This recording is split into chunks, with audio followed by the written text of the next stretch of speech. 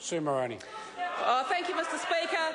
And wasn't that very interesting? That Bill English had nothing to say about what that government's future is for this country.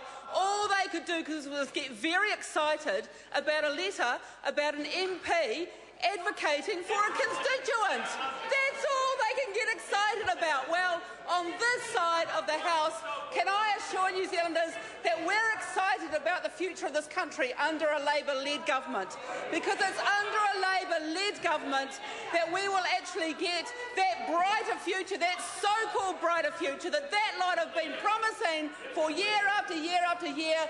But, Mr Speaker, most New Zealanders are yet to see it. Because what they see instead is those at the very top getting more, and most New Zealanders going without and struggling to make ends meet every day. And those are the issues that concern us. Those are the issues that concern the Labour Party. And so we're doing something about it. We're not going to go into this, this negative sort of picture that the government is going into, because theirs is the politics of negativity.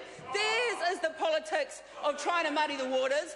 But ordinary New Zealanders know that they will not make progress until there is a change in government. And they know very clearly now that it is a Labour-led government that will actually look after the interests of ordinary New Zealanders. Because they have seen our fabulous Best Start policy. They've seen it, and they know that that means that families with newborn children will get $60 a week extra for the first year of that child's life. But if they are low-income families, they will continue to get that $60 extra a week until that child's third birthday. And, Mr Speaker, those are the sorts of things that New Zealanders want to hear about when they switch on their TVs and watch Parliament TV. They want to know, what is that lot over there doing to make their lives better, to make ordinary New Zealanders' lives better? And the conclusion that they're coming to is that, really, for most New Zealanders, they need a change in government to actually get a fair go, in this country, because it's clear that the economy is starting to improve. It's taken far too long, but it is starting to improve. And what ordinary New Zealanders want to know is, are they going to get their fair share? And under a Labour-led government, they know they will. They know that the Labour-led government is the one that actually knows that investing early in those early months of New Zealanders' lives is going to make a big difference. That actually that's smart economics and smart politics, because ordinary New Zealanders know if we get it right in those early months and early years, all of us get to reap the benefits. Mr Speaker, I was dismayed to see the games that have been going on about our bill to extend paid parental leave to 6 months.